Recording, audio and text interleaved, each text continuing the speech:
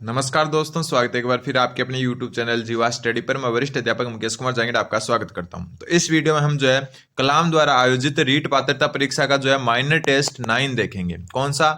Minor test 9, जो level 1 और level 2 दोनों के लिए उपयोगी है। और इसमें हम भाषा प्रथम जो हिंदी है उसकी शिक्षण विधियां देखेंगे। ठीक है, हिंदी की शिक्षण विधियों के क्वेश्चन है, प्लस में आपके नया टॉपिक है। नया टॉपिक कौन सा है? नया टॉपिक राजस्थानी बोलियां एवं साहित्य। राजस्थानी बोलियां एवं साहित्य, ये टॉपिक, दो टॉपिक इसमें कवर होंगे। आप अच्छे से देखें और लाइक जरूर करें और चैनल को सब्सक्राइब भी जरूर करें। तो आज का पहला क्वेश्चन देखते हैं। पहला क्वेश्चन आपके सामने। अब देखो, एक इस जो पेपर है इसमें जिससे भी मैंने मंगवाया, इसने क्या कि उत्तर लगा दिए। तो आप इनको एक प्रकार से वन लाइनर के टाइप से याद रख लेना। किसके टाइप से? वन लाइनर के हिसाब से। ठीक है, 45 क्वेश्चन है, अच्छे क्वेश्चन है। और साथ में नया टॉपिक जो जुड़ा है साहित्य वाला, उसके भी क्वेश्चन है। ठीक है, तो इनको आप वन लाइनर के हिसाब से याद रख सकते हो। सबसे पहले हम बात करें कि कौन सी इसमें दृश्य सामग्री का उदाहरण है। ठीक है, दृश्य सामग्री, जिससे मतलब दृश्य सामग्री का मतलब हो गया जिससे हमें सूचनाएं देखकर मिलती हो। ठीक है, रेडियो है आपका श्रव्य सामग्री। क्यों? क्योंकि इससे हम सुनकर सूचनाएं ग्रहण करते हैं। ड्रामा, ड्रामा आपकी दृश्य प्लस श्रव्य दोनों है। दृश्य श्रव्य सामग्री है, मतलब इसमें हम देखकर भी और सुनकर भी, दोनों चीजें। एक नाटक हो रहा है मंच पर, तो इसमें क्या करते हैं अपन? देखते भी हैं और सुनते भी हैं। ठीक है, टेप रिकॉर्डर, ये सिर्फ आपकी क्या है? सर्वे सामग्री है। तो उत्तर क्या हो जाएगा आपका? Option number 1, एपिडाइस्कोप। एपिडाइस्कोप में सिर्फ और सिर्फ हम क्या कर सकते हैं? देखकर सूचनाएं ग्रहण कर सकते हैं। ये एक प्रकार का प्रोजेक्टर होता है, जिससे देखा होगा ना आपने प्रोजेक्टर, जैसे दीवार पर एक सफेद पर्दा होता है और एक छोटा सा जैसे एक डब्बा सा होता है, उससे रोशनी निकलती है और दीवार पर चित्र बनते हैं। उस हिसाब का होता है एपिडाइस्कोप। तो ये क्या होगी? आपकी दृश्य सामग्री होगी। इनको एक वन लाइनर के हिसाब से देखें यहाँ पे। फिर है सीता वाद्य यंत्र, किस प्रकार का मतलब सहायक सामग्री है। सीता वाद्य यंत्र को इंग्लिश में कहेंगे ग्रामोफोन। क्या कहेंगे? ग्रामोफोन। आपने देखा होगा ग्रामोफोन एक ऐसे एक डब्बा सा होता है, उसके ऊपर एक ऐसे बड़ा सारा माइक सा लगा होता है ऐसे, और यहाँ पर एक कैसेट से चलती रहती है, उस पर एक सुआ घूमता रहता है। तो ये तो ग्रामोफोन होता है। किस प्रकार का? इससे सिर्फ सूचनाएं अपन क्या कर सकते हैं? सुनकर ग्रहण कर सकते हैं। तो ये होगी आपकी सर्वे सामग्री। ठीक है, इनको वन लाइनर के हिसाब से देखें क्योंकि उत्तर लगा दिए गए हैं। ठीक, पेपर जिससे भी मैंने मंगवाया उन्होंने उत्तर पहले से ही लगा दिए थे। फिर एपिडाइस्कोप। एपिडाइस्कोप में किस प्रकार की वस्तुओं को दिखाया जाता है? देखो, नाम क्या? डाई। ठीक है, एपिडाइस्कोप। डाई मतलब क्या होता है? डाई मतलब होता है दो। आपने साइंस के स्टूडेंट तो पता भी होंगे उनको कि डाई मतलब क्या होता है? दो होता है। तो दो मतलब दो प्रकार की वस्तुएं इसमें दिखा सकते हैं। एक तो पारदर्शी और एक है पारदर्शी। मोस्ट इंपोर्टेंट क्वेश्चन बनता है, क्या बनता है? मोस्ट इंपोर्टेंट क्वेश्चन बनता है कि एपिडाइस्कोप में पारदर्शी और अपारदर्शी दोनों प्रकार की वस्तुएं दिखाई जा सकती है। तो उत्तर हो जाएगा ऑप्शन नंबर 1 और 2 दोनों। अगला क्वेश्चन, निम्नलिखित में से प्रक्षेपी सामग्री कौन सी नहीं है? प्रक्षेपी सामग्री नहीं पूछा है। प्रक्षेपी मतलब प्रोजेक्टर टाइप से होती है ना, उस टाइप से। किस टाइप से? प्रोजेक्टर टाइप से। तो देखो, सबसे पहले ओवरहेड प्रोजेक्टर, नाम में ही पता चल रहा है कि ये प्रोजेक्टर है। ठीक है, फिर है स्लाइड्स। स्लाइड्स जो पावर पॉइंट की होती है वो भी क्या होती है? प्रक्षेपी सामग्री होती है। ठीक है, एपिडाइस्कोप ऊपर देख चुके हैं, एपिडाइस्कोप भी क्या होता है? प्रक्षेपी होता है। तो मॉडल, जैसे मॉडल बनाते हैं अपन, किसी फैक्ट्री का बना रहे हैं या फिर किसी और चीज का मॉडल बना रहे हैं, तो वो क्या होती है? अप्रक्षेपी होती है। उससे किसी भी प्रकार का प्रक्षेपण नहीं कर सकते। तो ये होती है आपकी अप्रक्षेपी। ठीक, तो उत्तर क्या हो जाएगा? Option number 3। अगला क्वेश्चन, अगला क्वेश्चन है किसी बड़ी वस्तु के छोटे नमूने को क्या कहते हैं? आपने देखा होगा कि है ना, बहुत सारी बड़ी वस्तुएं होती हैं, उनका छोटा सा नमूना होता है। जैसे गाड़ियां हो या फिर कोई और चीज हो, उनका क्या है? बड़ी वस्तुओं का जो छोटा नमूना होता है उनको कहते हैं प्रतिमूर्ति। ध्यान रखना, उत्तर हो जाएगा आपका ऑप्शन नंबर 3, प्रतिमूर्ति। ठीक है, अगला क्वेश्चन, अगला क्वेश्चन है आपका सर्वदर्शी शिक्षा से क्या तात्पर्य नहीं है? सर्वदर्शी शिक्षा से क्या तात्पर्य नहीं है? शिक्षा को स्थायी बनाना। बिल्कुल, जब व्यक्ति आपके अपने सामने देखता और सुनता है ना, तो उस ज्ञान क्या होता है? स्थायी बनता है, यानी कि लंबे समय तक टिकता है। तो बिल्कुल सही है। शिक्षा को अस्थायी बनाना, तो देखो पहला और दूसरा अपोजिट है, इसका मतलब दूसरा उत्तर नहीं होगा, क्योंकि अपोजिट होते हैं ना कोई वाक्य, तो हमेशा उनमें से एक ही उत्तर होता है। तो नहीं पूछा था, तो उत्तर क्या हो जाएगा? Option number 2। फिर शिक्षा को अधिक रोचक बनाना भी क्या है? सर्वदर्शी सामग्री का काम है। और शिक्षा को अधिक प्रभावकारी बनाना भी किसका है? सर्वदर्शी शिक्षा का काम है। अगला क्वेश्चन, निम्न में से सर्वदर्शी साधन नहीं है। आगे जो है आपके साहित्य के क्वेश्चन भी आएंगे जो आपके नया टॉपिक जुड़ा है। निम्न में से सर्वदर्शी साधन कौन सा नहीं है, मतलब ऐसा साधन जिसे देखकर और सुनकर दोनों तरीके से जो है हम क्या है कोई ज्ञान या अधिगम ग्रहण कर सकते हैं। तो देखो वीडियो कॉन्फ्रेंसिंग, तो वीडियो कॉन्फ्रेंसिंग में अपने को दिखता भी है और सुनता भी है, ठीक है। चलचित्र, चलचित्र मतलब एक प्रकार से टीवी हो गया, ठीक है, सिनेमा हो गया, ठीक है। सिनेमा में अपने को क्या होता है, सिनेमा में जो है कोई चीज दिख भी रही है और सुन भी रहे हैं, तो ये भी आपका सर्वदर्शी है। ड्रामा, ड्रामा यानी कोई नाटक, जैसे रामलीला का मंचन हो रहा है तो उस ड्रामा या रामलीला के मंचन में अपने को सुन भी रहा है और दिख भी रहा है, तो ये भी आपकी सर्वदर्शी हो गई। उत्तर हो जाएगा रेखा चित्र। रेखा चित्र केवल और केवल दृश्य सामग्री होती है, उससे किसी प्रकार का साउंड नहीं निकलता, तो उत्तर हो जाएगा आपका ऑप्शन नंबर 1। अगला क्वेश्चन, निम्न में से अप्रक्षेपित सामग्री कौन सी है। वापस वही बात है, अप्रक्षेपित मतलब जो है जिससे प्रक्षेपण नहीं बनता हो, ठीक है, जिससे जो है दीवार पर जैसे प्रकाश या लाइट से चित्र नहीं बनते हो। जैसे फिल्म खंड, फिल्म खंड मतलब आपने देखा होगा पुराने जो सिनेमा हॉल होते थे उसमें यहाँ पर जैसे पर्दा होता था और यहाँ ऐसे दर्शक बैठे रहते थे और लास्ट में जो है कई मूवियों में देखा होगा एक ऐसे गोल गोल रीलें चलती थी और वहां से रोशनी बनती थी और ये पर्दे पर बनती थी, तो वो होते थे फिल्म खंड। और उनसे जो है ये क्या है, प्रक्षेपित है, क्योंकि इनका प्रक्षेपण सामने दीवार पर बन रहा होता था। फिल्म, फिल्म भी जो है आपकी क्या हो गई, जो है प्रक्षेपित हो गई। फिर अब ओपेक प्रोजेक्टर, प्रोजेक्टर में तो नाम ही पता चल रहा है ये प्रोजेक्टर या फिर यानी कि जो है प्रक्षेपित है, तो उत्तर क्या हो जाएगा आपका ऑप्शन नंबर जो है ए। ये क्या है आपकी अप्रक्षेपित है, क्या है, अप्रक्षेपित। अगला क्वेश्चन, अगला क्वेश्चन है कि सर्वदर्शी सामग्री की आवश्यकता निम्न में से किस विधि के लिए आवश्यक नहीं है। सर्वदर्शी सामग्री है उसकी जो है आवश्यकता निम्न में से किस विधि के लिए आवश्यक नहीं है। योजना विधि, योजना या प्रयोजना विधि कहते हैं इसको। इसमें क्या होता है, हम करके सीखते हैं और इसमें जो है सर्वदर्शी सहायक सामग्री के रूप में उपयोगी होती है। समस्या समाधान विधि में सर्वदर्शी सामग्री उपयोगी होती है, लेकिन व्याख्यान विधि जिसमें हम किसी चीज के बारे में व्याख्या करते हैं उस विधि में सर्वदर्शी सामग्री का होना जरूरी नहीं होता, तो उत्तर क्या हो जाएगा आपका ऑप्शन नंबर 3, ठीक है। वन लाइनर टाइप से याद रखो, तो सर्वदर्शी सामग्री की आवश्यकता व्याख्यान विधि के लिए आवश्यक नहीं है। मतलब आवश्यक नहीं है इसका मतलब आप जो है इसको ले भी सकते हो, जरूरी नहीं है कि आप सर्वदर्शी सामग्री लो, ठीक है। व्याख्यान विधि बिना इसके भी हो जाती है। फिर मौन वाचन कब से शुरू करना चाहिए, अच्छा क्वेश्चन है। तो मौन वाचन आपका तीसरी क्लास से शुरू कर देना चाहिए, तीसरी कक्षा से। मौन वाचन यानी कि मन ही मन पढ़ना, और मन ही मन पढ़ने की आदत आपको तीसरी कक्षा से शुरू कर देनी चाहिए। अगला क्वेश्चन, अगला क्वेश्चन है अच्छे स्वर, जो अच्छे सहस्वर वाचन के गुण क्या है। तो स्वर की स्पष्टता होगी, ध्वनि वसीयता होगी, उच्चारण की शुद्धता होगी, तो उत्तर हो जाएगा उपयुक्त सभी, ठीक है। उपयुक्त सभी जो है इसका सही उत्तर हो जाएगा। तीनों जो है गुण इसका याद आपको रखना है।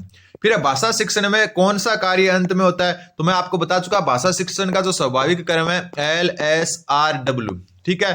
तो सबसे अंत में पूछा, देखो एल से लिसनिंग सुनना, स्पीकिंग बोलना, रीडिंग लिखना, राइटिंग सॉरी रीडिंग पढ़ना, राइटिंग यानी लिखना, तो सबसे लास्ट में W है यानी कि लिखना, तो उत्तर क्या हो जाएगा आपका ऑप्शन नंबर जो है 4। अगर बोलता है कि सबसे पहले कौन सा कार्य होता है तो एल, एल मतलब लिसनिंग, लिसनिंग मतलब सुनना, ठीक है। अगला क्वेश्चन, अगला क्वेश्चन जो है कि बालकों की अशुद्धियों को दूर करने का उच्चतम उपाय क्या है। मतलब बालक कोई अशुद्धियां कर रहा है उस जो है या फिर गलतियां कर रहा है, उसको दूर करने का सबसे बेस्ट जो तरीका कौन सा है। श्यामपट्ट पर अभ्यास करना, बिल्कुल नहीं। उत्तर तो आपका ऑप्शन नंबर 2 हो जाएगा। अध्यापक को अपना आदर्श प्रस्तुत करना चाहिए, मतलब अध्यापक को खुद को जो है ना, अध्यापक को खुद को कम से कम गलतियां करनी चाहिए, कम से कम गलतियां करनी चाहिए। ध्यान रखना, अध्यापक कम गलतियां करेगा तो उसके स्टूडेंट भी कम गलतियां करेंगे। तो अशुद्धियों को दूर करने का सबसे जो है बेस्ट तरीका है कि अध्यापक स्वयं जो है आदर्श प्रस्तुत करे, मतलब स्वयं कम से कम जो है गलतियां करे। अगला क्वेश्चन, लिखित में कार्य में त्रुटियों का प्रकार कौन कौन सा होता है। अगर आप कोई लिखित कार्य कर रहे हो उसमें त्रुटियों का क्या प्रकार हो सकता है। व्याकरण के नियमों संबंधी दोष हो सकते हैं, बिल्कुल। आप हो सकता है कहीं स्त्रीलिंग, पुल्लिंग, भूतकाल, भविष्य काल में गलतियां कर दे तो हो सकता है। विराम चिन्हों का गलत प्रयोग हो सकता है, कहीं आपने विस्मयादि बोधक लगा दिया, कहीं अल्प विराम लगा दिया तो इसका गलत हो सकता है, उल्टा लगा दिया हो कहीं पर तो ये भी हो सकता है। मात्रा एवं वर्ण संबंधी अशुद्धियां, बिल्कुल। जो है अपन किसी भी जो है लिखित को, जैसे ये लिखित है ऐसे लिखते हैं और अपन गलती से लिखित को ऐसे लिख देते हैं, ये तो ये क्या हो गया, मात्रा संबंधी भी त्रुटियां हो सकती है। तो उपयुक्त सभी प्रकार की त्रुटियां लिखित कार्य में हो सकती है, ठीक है। इनको वन लाइनर के हिसाब से देखें, आपके 45 क्वेश्चन रेडी होंगे एकदम अच्छे तरीके से। और न्यू जो टॉपिक है साहित्य, राजस्थानी साहित्य और बोलियां, उसके भी क्वेश्चन आने वाले हैं। मौन वाचन का लाभ क्या होता है। तो मौन वाचन का लाभ होता है अवकाश के समय का सदुपयोग करना। अब देखो, एक मौन वाचन से होता है स्वाध्याय की प्रवृत्ति का विकास, स्वाध्याय की प्रवृत्ति का विकास, ये भी ध्यान रखना। लेकिन बात ऑप्शन के हिसाब से करें तो अज्ञान की वृद्धि नहीं होती, शारीरिक वृद्धि नहीं होती, उपयुक्त सभी नहीं है, तो उत्तर हो जाएगा अवकाश के समय का सदुपयोग। ऑप्शन के हिसाब से ये जो है उत्तर 2 हो जाएगा, वरना जो है मौन वाचन का मुख्य कार्य है स्वाध्याय की प्रवृत्ति का विकास करना। फिर है निम्नलिखित में से बोलने की जो है योग्यता कौन सी है। ठीक है, बोलने की योग्यता कौन सी है? श्रुतलेख। श्रुतलेख जो होता है उसमें बोलने की जो है नहीं होती, इसमें सिर्फ लिखने की होती है, सुनकर लिखना। ठीक है, आशु भाषण, यानी कि हम कोई भाषण देते हैं ना, तो वो जो है आपने बोलने की योग्यता का विकास करता है, तो उत्तर हो जाएगा ऑप्शन नंबर 2। सुलेख, लिखने की भाषा। शुद्ध वर्तनी, ये तो जो है आपका बोलने की योग्यता से संबंधित नहीं है, शुद्ध वर्तनी तो आपकी गलतियां छाड़ने के काम आती है। तो आशु भाषण जो है आपके बोलने की योग्यता का विकास करता है। फिर उच्च कक्षाओं में वाचन की सबसे अच्छी विधि कौन सी है? उच्च कक्षाओं में वाचन की जो है सबसे अच्छी विधि कौन सी है? तो उच्च कक्षा है उसमें मौन वाचन को जो है सबसे ज्यादा महत्व दिया जाना चाहिए, यानी कि मन ही मन पढ़ो। और अपन बात कर चुके हैं जो 3rd क्लास है या तीसरी क्लास है, ठीक है, क्लास 3rd से जो है आप क्या है मौन वाचन प्रारंभ कर सकते हो। ठीक है, अगला क्वेश्चन है आपका कि भावों की अभिव्यक्ति का एकमात्र साधन क्या है? अच्छा क्वेश्चन है, वन लाइनर के हिसाब से याद रख सकते हो। भावों की अभिव्यक्ति का एकमात्र साधन है आपका शब्द। देखो अक्षर, ध्वनि, मौखिक अभिव्यक्ति सारे ऑप्शन में है, लेकिन उत्तर होगा शब्द। ध्यान रखना, भावों की अभिव्यक्ति का एकमात्र साधन होता है शब्द। ठीक है, उत्तर हो जाएगा ऑप्शन नंबर बी। अगला क्वेश्चन है गंभीर वाचन और द्रुत वाचन, ये दोनों किसके भेद हैं? और मैं पहले बता चुका एक पहले शिक्षण विधियों के जो वीडियो में कि मौन वाचन के कितने भेद होते हैं? 2 भेद होते हैं। कौन कौन से? गंभीर वाचन और द्रुत वाचन। तो ये किसके भेद हैं? आपके मौन वाचन के। अगला क्वेश्चन है कौन सा एक सही सुमेलित है? सबसे पहले देखो मायादीप। मायादीप एक मैजिक लालटेन टाइप होता है, ये प्रक्षेपित दृश्य सामग्री है, बिल्कुल इससे प्रक्षेपण होता है, ये तो सही है। एपिडाइस्कोप, ये अप्रक्षेपी दृश्य नहीं है, ये प्रक्षेपी है। ऊपर बात कर चुके हैं कि एपिडाइस्कोप क्या होती है? प्रक्षेपी होती है। चार्ट आपका अप्रक्षेपी दृश्य सामग्री है। ठीक है, लिंग्वाफोन जिससे हम जो है गाने वगैरह सुन सकते हैं, ये आपका अप्रक्षेपी तो है लेकिन सर्वे सामग्री है। कौन सी? सर्वे, दृश्य नहीं है। तो ये यहां गलती है, इसमें यहां गलती है, इसमें यहां गलती है। उत्तर जो है ऑप्शन नंबर 1 हो जाएगा, क्योंकि सही सुमेलित पूछा था। फिर अगला क्वेश्चन कि दृश्य सर्वे उपकरणों के संबंध में निम्नलिखित में से कौन सा कथन सत्य नहीं है? ये अधिगम प्रक्रिया को सरल बनाने के साधन मात्र हैं, बिल्कुल ये सिर्फ साधन मात्र है, ध्यान रखना। शाब्दिकता में कमी करते हैं, बिल्कुल जो सर्वदर्शी उपकरण है वो सिर्फ हम सुनते हैं, देखते हैं, इससे अपनी जो शाब्दिकता यानी कि बोलने की कला है उसमें कमी आती है, बिल्कुल सही बात है। ठीक है, शिक्षक का स्थान ले लेते हैं, ऐसा नहीं होता भाई। ठीक है, जो आपके सर्वदर्शी उपकरण है वो शिक्षक का स्थान नहीं ले सकते। ठीक है, शिक्षक ही इनको कंट्रोल करता है, तो शिक्षक का स्थान ये नहीं ले सकते। ठीक है, अधिगम को सुगम बनाते हैं, बिल्कुल बनाते हैं। तो अपने को सत्य नहीं पूछा था, तो उत्तर हो जाएगा ऑप्शन नंबर 3। अगला क्वेश्चन, एडलर डेल के अनुभव शंकु, एक तो ध्यान रखना अनुभव शंकु किसने दिया? एडलर डेल ने। के अनुसार सबसे कम प्रभावशाली शिक्षण सहायक सामग्री कौन सी है? तो शाब्दिक प्रतीक। ध्यान रखना शाब्दिक प्रतीक जो है वो सबसे कम प्रभावशाली शिक्षण सामग्री है। और सबसे अधिक प्रभावशाली बता देता हूं, सबसे अधिक प्रभावशाली कौन सी होती है? तो सबसे अधिक प्रभावशाली होती है वास्तविक कृत्रिम अनुभव। ठीक है, वास्तविक कृत्रिम अनुभव, ये जो होते हैं ना, या हम कह सकते हैं साक्षात जो प्रत्यक्ष अनुभव होते हैं ना, वो सबसे प्रभावशाली होते हैं, और शाब्दिक प्रतीक होते हैं सबसे कम प्रभावशाली। ध्यान रखना। फिर मौन पाठन का जो है लाभ क्या है? अभी ऊपर बता चुका था मौन पठन का लाभ क्या है। तो देखो स्वाध्याय की प्रवृत्ति का विकसित होना, यह है मौन वाचन का लाभ, ऊपर अपन चर्चा कर चुके। अगला क्वेश्चन है आपका कि निम्नलिखित में से हिंदी भाषा शिक्षण की चुनौतियां कौन कौन सी है? मतलब हिंदी भाषा का शिक्षण करवाने में कौन कौन सी चुनौतियों का एक टीचर को सामना करना पड़ता है, या फिर जो है एक बालक को करना पड़ता है? हिंदी के प्रति भावात्मक लगाव न होना। ठीक है, ये बिल्कुल जो है अपन जो अपने राज्य की ना देखकर बाहर पूरे भारत की देखें तो हिंदी के प्रति लगाव इतना नहीं है जितना अपने राज्य में है। ठीक है, बहुभाषिकता यानी कि अपने देश में अलग अलग भाषाएं, वो भी हिंदी की जो है शिक्षण को प्रभावित करती है। और पाठ को लक्ष्य बनाना, यानी कि पाठ को लक्ष्य बनाना मतलब सिर्फ सिलेबस को ध्यान में रखना कि बस मेरे को कैसे ना कैसे ये पढ़ना है। तो ये तीनों की तीनों जो है आपकी क्या है? हिंदी भाषा के लिए चुनौतियां। तो उत्तर हो जाएगा आपका ऑप्शन नंबर 4, 1, 2, 3 सभी। अगला क्वेश्चन, निम्न में से कौन सा एक त्रिआयामी शिक्षण सहायक सामग्री है? त्रिआयामी मतलब 3D। 3D का मतलब जो साक्षात अपने को मॉडल रूप में दिखता हो। तो देखो श्यामपट 3D नहीं है, ये 2D है। स्लाइड्स भी 2D है। कार्टून, कार्टून भी 2D है। अपन देखते हैं प्रतिरूप, प्रतिरूप को जो कहते हैं मॉडल, अपन कोई मॉडल बनाते हैं, आपने देखा होगा जैसे एक मॉडल बनाया ऐसे एक है, उसमें इधर घर है, इधर घर है, इधर रोड है, उस पर कारें चल रही है, इधर फैक्ट्री है, धुआं निकाल रही है, तो ये मॉडल 3D होता है। ठीक है, तो प्रतिरूप जिसको मॉडल कहते हैं वो क्या होता है आपका 3D जो है त्रिआयामी शिक्षण सामग्री होती है। फिर निम्न में से कौन सा एक प्रत्यक्ष अनुभव या क्रिया प्रदान शिक्षक सहायक सामग्री है? ठीक है, क्रिया प्रदान शिक्षक सहायक सामग्री पूछी है तो देखो फिल्म प्रोजेक्टर में कोई क्रिया प्रदान नहीं होता। ठीक है, उसमें तो जो है चलता रहता है। बुलेटिन बोर्ड में भी कोई कार्य नहीं होता। क्रिया प्रदान मतलब करके सीखना या कार्य करना। ठीक है, क्या करना? कार्य करना। तो इसमें भी कोई कार्य नहीं करते। जो है फनेलल बोर्ड और बुलेटिन बोर्ड एक ही चीज है, तो ये तो हो गया प्रदर्शन। प्रदर्शन मतलब जैसे मॉडल बनाना, ठीक है, चार्ट बनाना, इनका प्रदर्शन होता है ना, तो ये जो चीजें है ना, ये आपकी क्या होती है? क्रिया प्रदान है होती है। तो उत्तर हो जाएगा ऑप्शन नंबर 1। अगला क्वेश्चन, शिक्षण सहायक सामग्रियों में प्रयुक्त सिद्धांत कौन सा नहीं है? मोस्ट इंपोर्टेंट क्वेश्चन है, मेरे को ये क्वेश्चन अच्छा लगा कि जो शिक्षण सहायक सामग्री है ना, उसमें कौन सा सिद्धांत प्रयुक्त नहीं होता। और इसका उत्तर बहुत अच्छा है क्योंकि एक यूनिक उत्तर है, व्यापकता का सिद्धांत। अपन क्या करते हैं कि व्यापकता को सिद्धांत को है ना इनका सहायक सिद्धांत मान लेते हैं, जबकि ऐसा नहीं है। ठीक है, प्रेरणा का सिद्धांत होता है, चयन का सिद्धांत होता है, अनुक्रिया का सिद्धांत होता है, लेकिन व्यापकता का सिद्धांत शिक्षण सहायक सामग्री में प्रयुक्त नहीं होता। मेरे हिसाब से ये नोट करने जैसा क्वेश्चन है, नोट कर लेना इसको। ठीक है, अगला क्वेश्चन देखो, अभी तो क्या है अपने जो है इसमें जो उत्तर लगा दिए गए, इसलिए जो हम वन लाइनर के हिसाब से पढ़ रहे हैं, वरना तो हम डिटेल से पढ़ लेते। ठीक है, मौन वाचन का प्रकार है तो अपन बात कर चुके हैं। मौन वाचन 2 प्रकार का होता है, एक तो गंभीर वाचन और एक होता है आपका द्रुत। द्रुत वाचन का मतलब हो गया मन ही मन तेज गति से पढ़ना। ठीक है, तो उत्तर हो जाएगा द्रुत वाचन। अगला क्वेश्चन, मौखिक अभिव्यक्ति कौशल का विकास सशक्त जो है किसके माध्यम से होता है? अभी बात करें मौखिक अभिव्यक्ति यानी बोलने की जो है कला का विकास सबसे ज्यादा किस प्रकार से होता है? विद्यालय पत्रिका तो इससे नहीं होता, नाटक से नहीं होता, क्विज कार्यक्रम से नहीं होता, वाद विवाद से होता है, क्योंकि अपने को उपयुक्त जो है विकल्प चुनना था, यानी कि सशक्त बोला था। ठीक है, नाटक से भी होता है बोलने की अभिव्यक्ति, लेकिन वाद विवाद से ज्यादा होता है। उसमें हम जो है लड़ाई झगड़ा करते हैं, ये ऐसे कोई उसके पक्ष में बोल रहा है, कोई विपक्ष में बोल रहा है, तो वाद विवाद जो है मौखिक अभिव्यक्ति का सबसे जो है सशक्त माध्यम है। ठीक है, अगला क्वेश्चन, अगला क्वेश्चन है आपका कि गद्य ऊपर कौन सा था?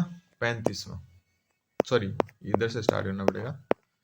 ये क्वेश्चन, एक भाषा शिक्षक के रूप में जो है आपकी सबसे बड़ी चुनौती कौन सी है? एक भाषा शिक्षक के रूप में आपकी सबसे बड़ी जो चुनौती कौन सी है? बच्चों को भाषा सीखने के महत्व से परिचित कराना, ये तो जो है कोई चुनौती नहीं है। फिर है बच्चों को संचार साधनों के प्रभाव से मुक्त रखना।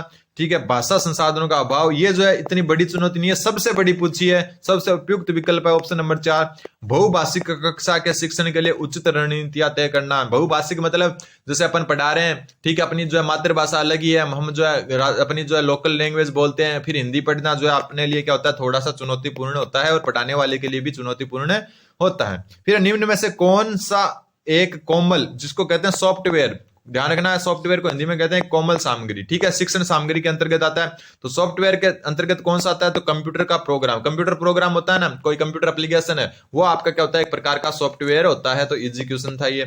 फिर श्रुतलेख से किस कौशल का अधिक विकास होता है? श्रुतलेख का मतलब क्या हो गया कि जो है सुनकर लिखना। क्या करना? सुनकर लिखना। और सुनकर लिखना का मतलब क्या होता है? जैसे जो है एक जो है मतलब अध्यापक नोट्स लिखवाते हैं ना, आपने देखा होगा नोट्स लिखवाते हैं, वो बोलते हैं चलो लिखो, हेडिंग डालो, कि जैसे अपन कहते हैं हेडिंग डालो बहुलक, बहुलक हेडिंग डाली तो बच्चे लिखते हैं बहुलक, फिर बोलते हैं बहुलक जो है क्या होता है, इसके बारे में परिभाषा देता है, तो बच्चे जो है वापस लिखते हैं। मतलब श्रवण लेखन यानी कि सुनकर लिखना। ठीक है, अगला क्वेश्चन, फिर हिंदी भाषा शिक्षण से संबंधित प्रमुख चुनौतियां हैं। तो हिंदी भाषा शिक्षण से जो संबंधित प्रमुख चुनौतियां, योग्य शिक्षकों का अभाव बिल्कुल, अंग्रेजी के प्रति समाज का प्रेम बिल्कुल, हिंदी का अस्थिर स्वरूप बिल्कुल। तो उत्तर हो जाएगा उपयुक्त सभी। अगला क्वेश्चन, लेखन क्रिया है। देखो ये क्वेश्चन थोड़ा सा अच्छा क्वेश्चन है। लेखन क्रिया के जो है शिक्षण का आरंभ कैसे होता है? मतलब एक प्रकार से एक बच्चा जो है लिखना कैसे सीखता है? तो सीधी रेखाओं से। अभी एक जो है स्टूडेंट थे, उन्होंने कमेंट किया था, ये क्वेश्चन अपने पहले आया था कि तिरछी रेखाओं से सीखता, तो बिल्कुल नहीं सीखता। ध्यान रखना, सीधी रेखाओं से जो है स्टूडेंट जो है एक बालक जो है लिखना सीखता है। ध्यान रखना, लेखन क्रिया के शिक्षण का आरंभ सीधी रेखाओं से होता है।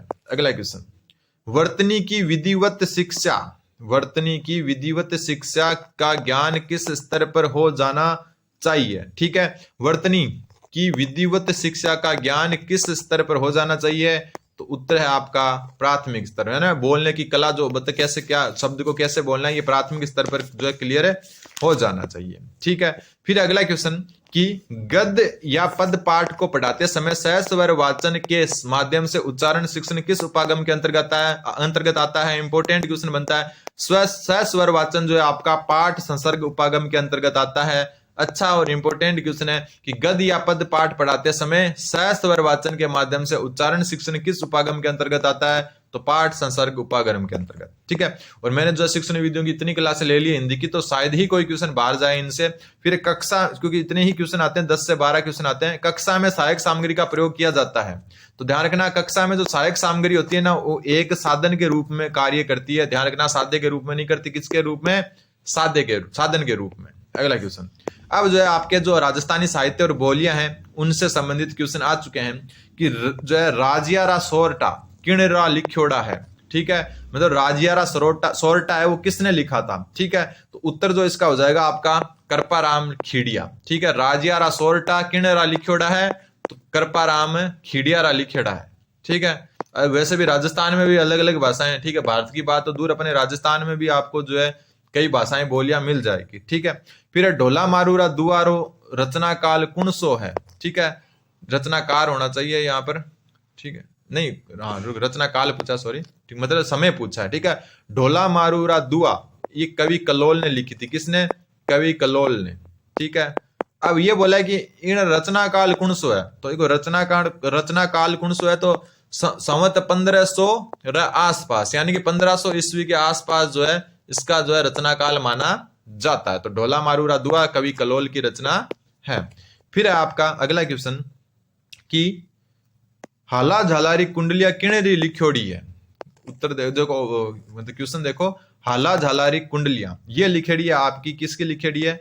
लिखेड़ी है ईश्वरदास की। ठीक है, अगला क्वेश्चन देखो, अगुणी राजस्थानी या ढूंढारी रो क्षेत्र कुणसो है। ठीक है, अगुणी, ठीक है, उगुणी या इसको अगुणी कहते हैं वैसे। ठीक है, अगुणी राजस्थानी या ढूंढारी रो क्षेत्र, तो अगुणी मतलब क्या हो गया आपका? एक प्रकार से अगुण किसको कहते हैं? अगुण जो होता है ना, वो कहते हैं आप पूर्वी दिशा को। ठीक है, पूर्वी दिशा को कहते हैं। ठीक है, और आथुण होता है एक, आथुण होता है पश्चिमी दिशा। कौन सी दिशा? पश्चिम दिशा। तो जो अगुणी दिशा या राजस्थान या ढूंढारी रो क्षेत्र कुणसो है, तो देखो ढूंढाड़ी बोली जावे जयपुर के आसपास, तो उत्तर हो जागो अलवर और मेवात। ठीक है, अगुणी राजस्थान या ढूंढारी रो क्षेत्र ऑप्शन के हिसाब से कुणसो है अलवर और मेवात। वैसे जयपुर और हाड़ौती नहीं है इसमें, वरना जयपुर वाला जो है ऑप्शन ज्यादा अच्छा था। तो उत्तर हो जाएगा ऑप्शन नंबर 1। फिर है निमाड़ी व रांगड़ी कौन सी बोली री उपबोली है? तो देखो निमाड़ी और रांगड़ी जो बोली है वह मालवी बोली री उपबोली है। कौन सी बोली की? मालवी बोली की। ठीक है, और अगला क्वेश्चन है आपका थोड़ा राजस्थानी, क्या है बोलने में लिखने में, जो अपन कहते हैं ना राजस्थानी लिखने में बहुत खतरनाक है, बोलने में इजी है, लिखने में बहुत ज्यादा खतरनाक है। ठीक है, कुछ तो अपने को क्या आदत नहीं है। अगर यही जो अपनी आजादी के समय से होती ना, अपने जो राजस्थान में राजस्थानी ही लागू होती आजादी से, तो अपन सीख जाते। लेकिन अभी जो अपने को लिखने में, बोलते तो अपन है, सब बोलते हैं, लेकिन लिखने में बहुत ज्यादा जो है जोर आता है, और लिखी हुई पढ़ने में भी जो है अपन थोड़ा सा कंफ्यूज हो जाते हैं। ठीक है, फिर तोरावाटी रो क्षेत्र है। ठीक है, तोरावाटी जो बोली है ना, वो कांतली नदी का जो प्रवाह क्षेत्र है बी के माइन बोली जाए, तो उत्तर हो जाएगा नीम का थाना। ठीक है, नीम का थाना में तोरावाटी बोली जाए। वैसे जो है झुंझुनू को भी कुछ भाग आवा, लेकिन जो है मेन है नीम का थाना। तो तोरावाटी रो क्षेत्र कौन सो है? नीम का थाना। फिर है मारो बदलो और तीड़ो राव उपन्यास किणरा लिखोड़ा है। तो यह जो उपन्यास है वह लिखेड़ा है आपका किसका?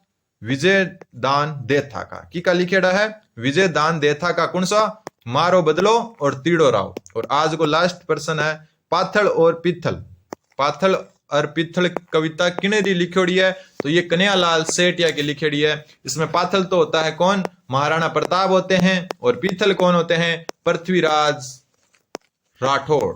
ठीक है, पृथ्वीराज राठौड़ होते हैं। ठीक है, ये बीकानेर से संबंधित है। तो ये आपने जो क्वेश्चन थे, थोड़े से राजस्थानी वाले क्वेश्चन आपको ध्यान रख लेना, क्योंकि आधे राजस्थान को ये समझ में नहीं आता कि जो है क्या क्या लिखा हुआ है, तो उनको भी थोड़ा सा जो है क्लियर कर लेना चाहिए। धन्यवाद, बने रहें जीवा स्टडी के साथ।